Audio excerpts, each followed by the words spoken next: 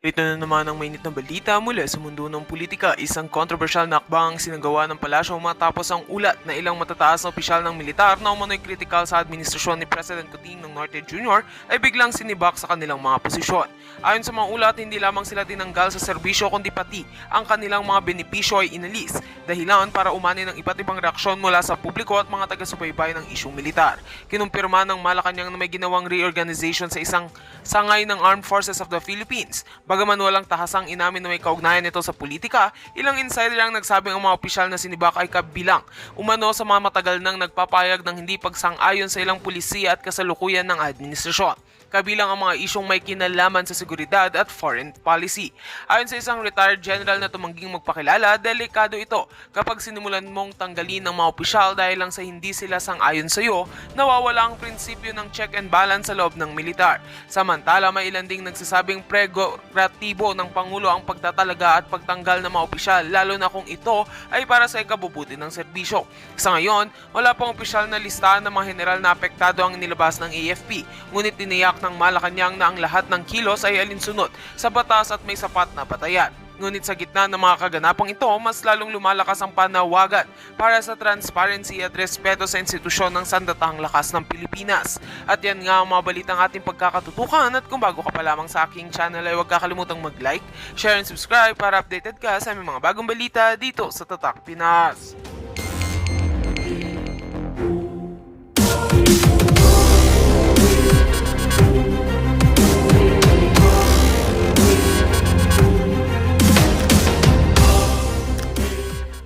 Air Force, pinatay. Dinamay ang asawa, patay. Dinamay yung anak, patay. Puta na mga yan. Mga NPA ba? Mga ABB. Imagine, bibili lang ng bisikleta ni tatay, ni Captain, yung anak niya bago siya pumasok. Naka-uniform. Meron nakatayo doon na somewhere there. Nakita siya. Opportunity target. Pinagpraktisan. Pang! Ulo, patay. Sabog yung basak yung ulo. Sorry sa kumakain.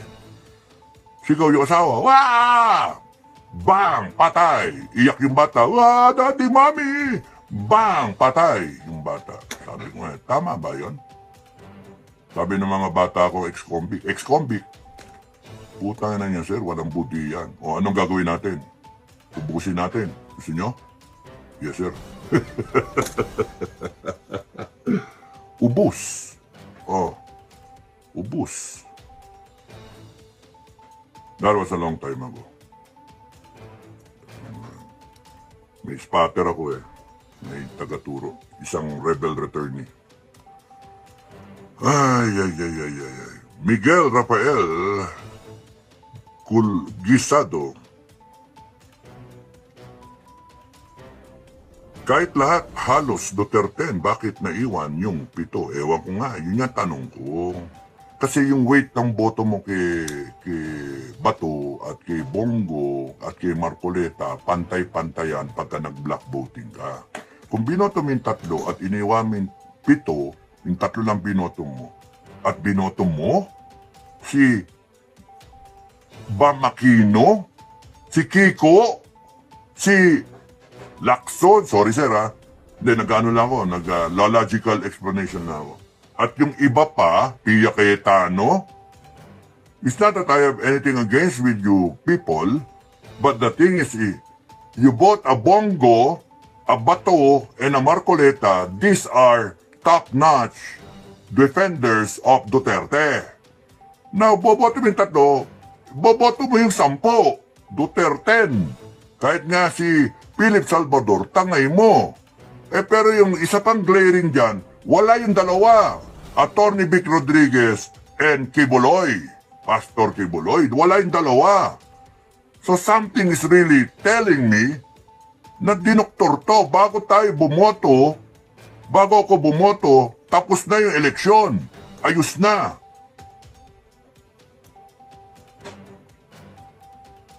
'732. 732. 3 lang ang palulusutin dyan. Para hindi kayo magreklamo number 1 and number 3. Sumingit yung number 2.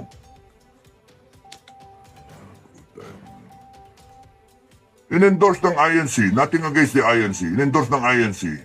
Basically, halos lahat yung pumasok. In-endorse ng INC. Oh, dadalawang milyon, 5 milyon yung INC. Ilan yung Duterte supporters? 32 million. Yung bumoto kay Inday, hanggang ngayon nandiyan pa sila. Oh, di nila iboboto yung Duterte? Impossible eh. Kahit yung 5, at least yung 5. Pero yung other 5, ang ano doon, matitino rin eh. Kaya nga binoto ko eh. Kaya nga nag-Duterte nga eh. Ay, nako. Kaya nga something's wrong. Pre-arrange na yung resulta ng eleksyon. Nasa inyo yun, tanggapin nyo o huwag nyo tanggapin. Pero nakakapikon, nakakagalit. Maraming nag-comment na Duterte, pero nasaan na yung Duterte? Nawala yung 7. Ang layo pa. Ang layo. Sana man lang pumasok sa 12, 13, 14, 15, 16. 12, 13, 14, 15, 16, 17, 18, 19. Pasok sana doon. 13 to 19. Kasi pumasok yung mga final winners ngayon. Paano nangyari yun? Sa surveys, ang layo. Sa rally, ang layo. Kitang-kita yung diferensya. Kita niyo sa Cebu? Oh, inamag sila dun. Sa Mindanao, inamag sila dun. Pahiya sila. Even dito sa Luzon. Nilalangaw sila. Even na may katapat na ayuda.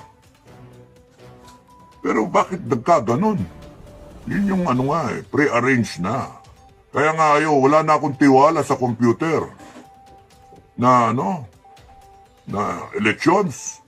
Hindi na walang tiwala. Mano-mano. Kahit Jurassic tayo, mano-mano. Kasi sa Pilipinas, hanggang hindi nyo nababago natin yung ugali ng pandaraya, dapat mano-mano tayo. Balik na tayo sa dati. Dagdag bawas lang ang mo dun. Ang kalaban mo dun, yung di ba, we went through with that, brown out, para ganun, switch, ganun. Flashlight kagad yung mga watcher. Mas okay pa yun mano-mano. Pero yung ganito, bumoto ka, ang ganda ng tanggap ng makina. Tinignan ko pa yung akin. Inisa-isa ko. Okay. All okay. Tiniklop, nilagay nun. Paano yung transmittal? Yun yung problema Paano kung pag-transmit, may ibang nag-ooperate na makina na intercept?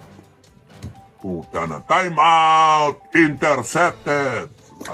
Patay kang bata ka. Paano na? Pagdating doon, number 1 ang Bongo. Uy, very good. Sino number 2? Ba Makino. Number 3, si Bato. Uy, very good. Ano nangyari doon sa iba? Yung 7 nalaglag na. Si Marcoleta, 8 muna naging 6. Ewan ko, final yata 5. Naputsa. Pumasok na si Camille Villar at si Aimee na tinaas ni Inday. Ba't hindi pumasok yung 7 na tinaas din ni Inday? Yun yung question mark. Kaya Comelec, kahit anong sabi ninyo na malinis yung halalan, perception-wise, ako mismo as a Filipino citizen, ang tingin kong mga walang ya kayo, dinaya nyo kami. Yun sa akin. Mga walang ya kayo. At sa impyerno nyo, I promise, God, as my witness, I promise, sa impyerno nyo lahat pagdudusahan yan. Forever and ever in a lake of fire. Pagsisihan nyo. Mga walang ya kayo. And no amount, I'm invoking it already. Sa impyerno nyo pagdudusahan niya, mga walang niya kayo. Pati kayo mga mandaraya, lahat kayo. Sa impyerno nyo lahat pagsisihan yan. Kaya hindi na ako papatay ng tao. Baka mamaya makita-kita tayo sa impyerno. Anong ginagawa mo rito? Pinatay ko yung tao. Ini-JK ko yung tao. Putya na, sa impyerno rin pala yung mapupunta yung ini-JK mo. Magkita-kita tayo. Hiramin ko yung tinidor ni Satanas at sasaksakin ko kayo, mga walang niya kayo. Miguel Rafael Guisado, thank you sa comment. Sam Bali, correct po sir. Annalyn Malaga, I voted straight sir. Kaya nga eh, ang dami ninyo nang comment na ganyan eh. Nasaan po si, sino yan? Yang. Chris Pipata, andito na naman ang troll. Uy, sino? Sinong troll? May Nanay Rutitay DV may ginawang manipulation sa Comelec machine. Ang nakakanganga pa ay wow, pasok si Lito Lapid. Alam nyo, may explanation dyan yung aking isang kaibigan na kausap eh. Sabi ni Sir, si Lito Lapid, kaya pumasok yan. Kasi isa, in-endorse yan ni Panday. Ni Coco Martin, isa yon. Pangalawa, si Lito Lapid, kung papansinin niyo si Lito Lapid, over those years na senator siya, wala siyang posisyon. He did not take a positive or a negative view on any issue. Wala, ganun lang siya. Kaya, ang taong bayan, ito pa, alternative, si Lito Lapid, tested na yan. Walang posisyon. Kaya lumitaw eh. Maganda palang strategy yon eh. Wala ka posisyon on any hot issue, wala lang. Tahimik ka lang. abstain. Ayan, lumabas pa eh. Putya, yung ibang ganun, putya, rarara na very critic ng gobyerno, hindi lumabas. Naklanto ko ayaw. Imagine, Lito Lapid. And we will spend for him. You see the irony there? We vote for people because we are willing to spend for the allowances and MOOE of these people. Mind you, meron pa yan na resolution number 10. Sa tingin nyo, yung binoto nyo ngayon, yung lumabas dyan, si Ping Lacson ang author ng resolution number 10, binoto ng taong bayan. Oh my God! Senator Lacson. Sorry sir pero totoo naman. By history, Senator Lacson was the author of Resolution 10, which was approved by Honasan, Trillanes, Miriam Defensor, even Bongbong Marcos at the time he was Senator, 15th Congress. And here he is right now, the author of Resolution 10. Binoto ng tao. Ano ibig sabihin? You approve of Resolution 10. How? What irony. Yun yung masakit. We're going to fund these officials in government. And the Comelec, somehow, somewhere, committed this irony, this tragedy. It has to change one day. If I am there, I will close down Comelec. In a revolutionary government, kung okay kay Madam Inday, I will close down Comelec. If I am going to advise, achuchu. Madam President, it has come to our attention that since 40 plus years has passed, Comelec has managed to survive all this corruption, allegations, and cheating against them. You see, nung noon dinaya si Miriam Defensor. You ever heard about the Hello Garci tapes, etc., etc. And then yung kay Tatay Digong na sinave off ang 5 million votes. And then yung kay Bongbong Marcos na may dinagdag namang 20 million votes. Oh, all these allegations remain question mark. Walang closure. So kung walang closure, let us just close Comelec. Sabi ni Madam Inday, bright idea! joke lang. Bright idea. Desi Villedo, oh, love you. Hello po, Chairman. Duterte, 10 po binoto ng nakakarami. Alam na this po. O nga eh. Kaya nga eh, bakit ganon? Domingo Blas, agree very much 100%. Mami, maingay ho, nadidinig kayo. Crispy Pata, D10 kami. O nga eh. Frederick Mosquito, ipa-manual counting kaya, Kap Dado. Somebody has to start it, somebody has to file a complaint, and then somebody has to fund the money. And ako, I don't care eh. Even if hirap na tayo, just foreclosure. Just to I want a declaration that yung boto nito ngayon, kunyari, umikot ang gulong, reckoning na, shutdown kayo, putragis kayo, bang, sarado kayo. Ha? Tapos nun, buksan ang balota, magganap tayo ng volunteers na bibilang, properly, bilangin lahat yan.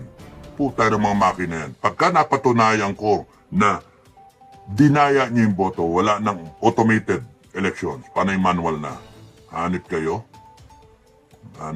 At lahat ng kakontsaba dito, no? Malalaman natin. Yari kayo, bitay kayo lahat. Ninakaw nyo ang future ng Pilipinas eh. Ninanakaw ninyo eh.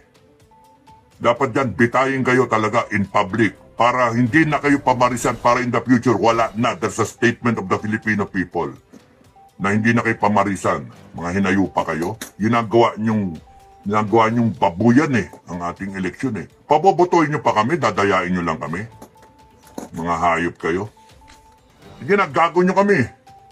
Palilitawin nyo, kunwari, Bongo number 1, tapos babawasan nyo rin. Nang tokwa kayo, nang kamali kayo. Tapos nun eh, tatlong palalabasin nyo sa 10. Eh, ang boto naman ng tao, 10 sabay-sabay. Lumabas nga yung 11-12 eh. Nang walang niya kayo? Ba't hindi nakakagalit yun? Ewan ko eh, iba tinatanggap eh. O sige, parang ang tingin niya nila, tanga yung tao eh. Tanga kayo. Kasi lumabas naman ng Bongo, lumabas naman ng Bato, lumabas ang Marcoleta, okay lang. Eh kung kayo, Duterte, ipaglaban ninyo yung solid kayo as a team. Hindi yung iiwanan nyo, naboto lang yung 3, okay na, goodbye na. Mali naman din yun. So ano yan? Kanya-kanya? Dahil ang tangin ng nakakainis yung natin, bansa natin. Kaka-stress eh.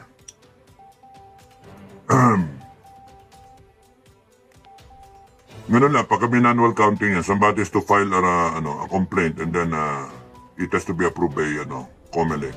Right now, it won't matter, If we have a revolutionary government, it will matter. I will have it counted manually. I will have it counted.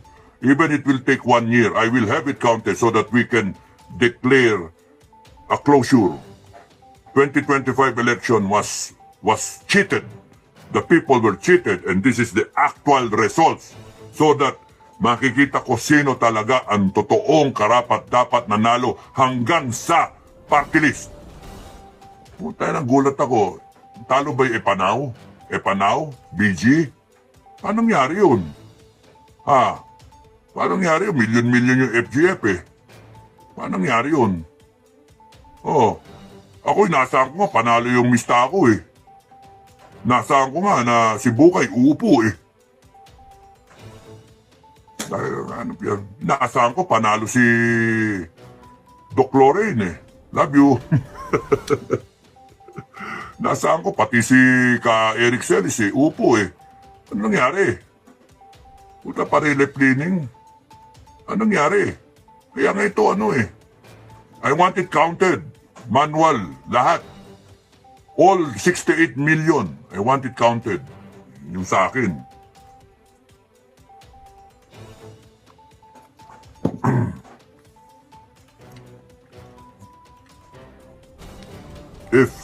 If you have 100,000 volunteers, each would count 1,000. 100,000. 1,000 ang bibilangin niya. O 10,000 volunteers na lang. 10,000. Bilang ka ng 1,000 isang araw. 10,000 times 1,000. That's 10 million na boto. 6 na araw tapos yan eh. Ngayon, sino magbo-volunteer? I-announce natin. Sino volunteer dito? Buong Marines. Laking ginagawa. Diyos sa bar. Reservist, 1 million. Puta. Lahat na reservist, labas kayo, 1 million. Yung 1.4 million na reservist, bilangin nyo. Oh. Nandun yung mga master sergeant. Bilangin natin ito, 1 milyon kayo, bilang ka tig 10 isang araw. 10 lang, bilangin mo. Eh kung ang rate mo ng pagbibilang marathon. Sa isang oras dalawa. Sa 10, 20, 20, 1 milyon, 20 million yun na boto. 3 araw tapos yung counting. Then let's have closure. Madam President, may I humbly propose, i-manual counting natin yan. I-closure natin ang isang yugto ng ating eleksyon. I-manual counting natin, daming volunteer. Kung 10,000, kundi kaya orderan natin ang isang reservist, AFP. Walang kayo ginagawa pa, naghintay kayo ng gera. Sige, bilangin nyo nga ito lahat. I-deputize natin. Sarado naman yung COMELEC sara natin. Pero putay na kayo, nanginginig niya sa selda. No, naka-house arrest, nanginginig niya. Naku, lilitaw na. Salita na ako, whistleblower. Bibitayin ko kayo. Araw-araw, torturing ko kayo na, hindi naman torture, psychological torture. Yung hinahasa yung palakol na pampuputol sa ulo niyo, mga hayop kayo. O, hasain yung kutsilyo, nahihiwa-hiwain kayo, gigilit-gilitin, hiwain yung tenga nyo. Mga hinayupa kayo. You were all paid to commit this cheating ek-ek na to. I want it counted. No ngayon? Gumastos tayo ng ilang milyon. No ngayon?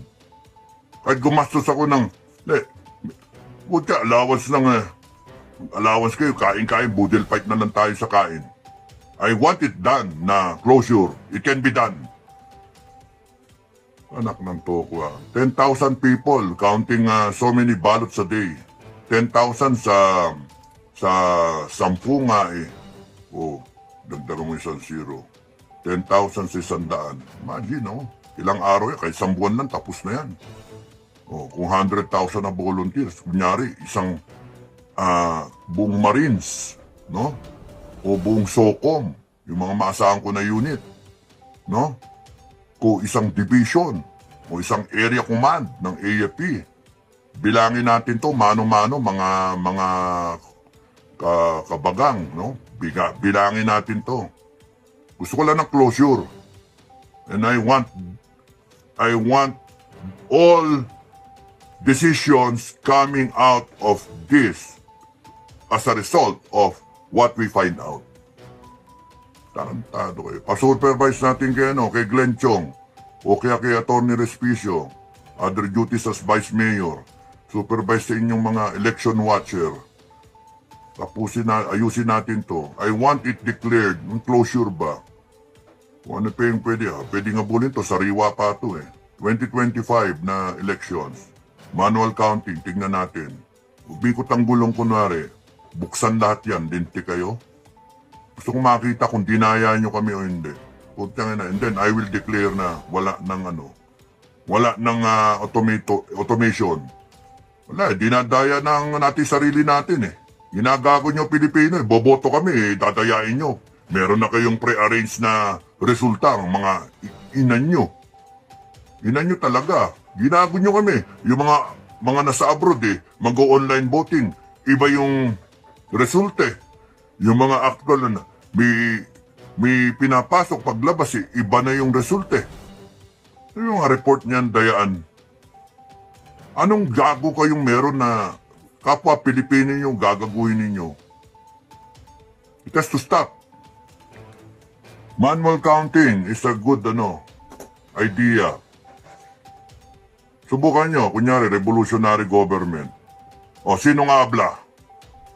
Sinong abla? Kasama kayo sa dayaan? Abla kayo? Yung nag-proclaim kayo, ayaw nyo pumayag? Ay, putya, under house arrest kayong lahat. Sige, gusto nyo ganon? Ilalagay na nga natin sa tama. Kung gusto nyo tumama tayo, kung gusto nyo maayos natin ng Pilipinas, you all cooperate. Hindi pwede yung maangas kayo kasi may posisyon na kayo. Nung kumpanya, ang babait ninyo. Ibatin nyo ako. iboto niyo ako mga Pilipino. Ipaglalabang ko kayo. Tatanggalin natin ang korupsyon. Patatanggal ko ang Resolution 10. Binoto niyo nga yung naboto nga yung author ng Resolution 10. Oh my God. Ay my God, Pilipinas talaga. Senator na ngayon yung author ng Resolution 10. Ay, Linda M., baka sa INC hindi sila straight ipinasok ang iba. Yes, pero ilan ba INC? 4 million, 5 million. Oh, nasusunod ba lahat yung black voting na INC? Oh, sige, granting. So ano nangyari doon sa iba na 32 million Inday? Wala granting na 32 million Inday, meron doon minus mo 10 million. Ano nangyari doon sa 5 million? 32 minus 5, 27 million pa. Kunyari, doon sa Duterte, doon sa DDS, 32 million, minus may iglesia doon, na botante, kung 5 million, 27 million pa. Nag-block voting yung 27M. Kaya nga, with all these questions, mga kababayan, if given the opportunity and the chance to put closure this part of our history, ito lang, eleksyon na to. Let's have it counted manually. We will find the people. There are a lot of people who will volunteer. Both sides. One checking out the other. One, isang boto dito, isang tao dito, isa dito, dalawa kayo, magbilang kayo. Oh, ganon. Merong tagalista. Diba? All working as a team. It can be done. You count 1 million a day in 2 months' time, tapos na yan. Kung 1 million a day ang bibilangin ninyong boto, mag-volunteer ka ng 100,000, 10 boto lang ang bibilangin ng bawat isa. Sa 100,000 na yon, gawin mong dalawa sila, check and balance, 20 na boto ang bibilangin araw-araw. It can be done. 2 buwan tapos yan bilangan. Then we have closure. It can be utak lang yung lang. Practicality, no? Para lang alam natin. Maniniwala ba kayo si Lito Lapid pumasok talaga on his account? Maniwala ba kayo na hanggang 12 lang ang Amy Marcos? Maniwala ba kayo na si Bong Revilla nandito sa number 13? Si Lacson, si Soto nandoon? What happened? Did they campaign really that good? So all these questions, no? Sa akin, ang question ko talaga is Bongo, Bato, Marcoleta. Lumabas yung tatlo. Ba't hindi lumabas ang Kibuloy, Attorney Vic Rodriguez? Who are, I think, and believe, they are equal in level when it comes to good supporters of Duterte. Inday or Tatay Digong. So, ano nangyari? And yung iba, kasama naman lagi, nagsasalita rin. Duterte nga Yun yung strategy. It's supposed to be a hate vote. It is a protest vote. Paano naging protest vote yung 3 lang ang lulusot? Kung ang boto straight, nalaglag yung 7. Di ba mas lumalabas na pre-arrange na yung resulta? 732. Yun yung question mark. Para mawala yung mga question na yan, para in fairness to COMELEC, somebody should get the ball rolling. Mga attorney kayo, mga magagaling dyan. File kayo na it has to be counted manually. Tingnan natin. Pag sinabi ng COMELEC ganito yung gasto, sabihin nyo. At kami mag-chip in. Mag-piso-piso kami. 10 piso sa 1 milyon, 10 milyon. 100 piso sa 10 milyon, 100 million. Sige, we put up the fund. Let's have it counted. Yun yung lakas ng taong bayan. Is a waste of money? No. It is our future. Yun yung sa akin. Nobody should get away with cheating the Filipino people. Cheating the election results. Nobody should get away with it. Not now, not ever in our future. Natatawa-tawanan lang tayo ng mga mandaraya, mga gagong yan eh. Peng Yu, SGF International, ang galing ng Smart Magic Sir, pababa ang bilang ng boto ng mga PDP senators. Nanay Rutitay, DV, we demand manual counting. Dapat nga, yun na sabihin nyo, kulitin nyo si Glenn Chong, sila Attorney Respicio at yung ibang natalo na attorney. And then let's see where it will, and then i-cost, and then let's all chip in, di ba? So FW Duterte 10 karamihan. Kaya nga Alma Barcebal. Old Arabib. Good PM Cap General Supremo. Thank you. Crispy Pata. Peng Yo, may troll dito na nag-hide sa mga messages. Sam Bali. Si Garcia dapat singilin sa dayaan na yan. Ba't ang taas ng nagpwestos ni Bam, Kiko at Lapid nakalusot pa? Pengu SFGF International. PI ka Garcia kung nabibigyan ako ng pagkakataon ako mismo magtatanggal ng kuko niya. Frederick Mosquito Rodriguez Lambino Kibuloy Bondok. Antibay niya nasa ang boto nila. Ginawa na dati yan kay Glenn Chong.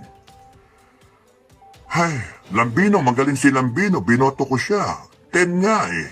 Kibuloy, Bondok. Pengyu, SGF International, Copy, Crispy Pata, Miguel Rafael Gisadio, hindi na nakakatuwa. Correct. Emma Melendres, good evening, Chairman, watching from South Cotabato, Mindanao. Kamusta kayo sa taga South Cotabato? Pinas kong mahal, sir, nakaprogram daw sa makina yung pinili ni Lisa na gusto niya ilalabas at manalo yan. Ang usapan nila ay kay Garcia. Ito ngayon yung problema. Why do they get away with it? Why will they get away with it? Tangin ng mga yan. Utak ng mga yan. Kasi PNP at AFP, you will stand by it. Protect the people, di ba? Protect the Filipino people. Are you protecting na yung boto ng taong bayan dinadaya? You are instruments of this conspiracy. That's why nakakagalit. Kaya dapat taong bayan, pag-isipan nyo, tatanggapin nyo ba o hindi nyo tatanggapin yung pambababoy na ginagawa. Yun lang ang tanong ko sa inyo. Bago kayo matulog, pag-isipan nyo. Ilang araw, lilitaw naman yan, and then from there, you decide if you will become a leader, you stand up for your families. If not,